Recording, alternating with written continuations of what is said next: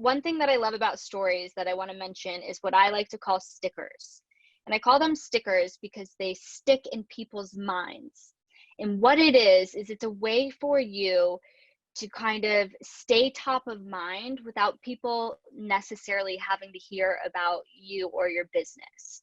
It's more of like a symbolism status. So, for example, one thing that I really love to do when I'm in Florida, I have no animals, I live alone. One thing I really like to do is I go feed these stray cats down on the corner. And I feed them every day. And I always take a picture of these stray cats and I post it on my story.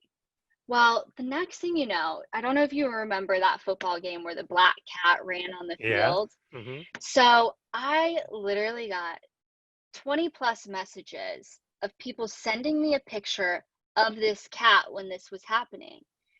And I mean, it's just crazy. And people will tag me in pictures with their cats all the time.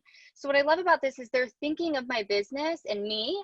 They're thinking of me, which associates with my business because they know what Sure. I do, Hmm. but they're not actually seeing a post of my business or me having to talk about, what it is.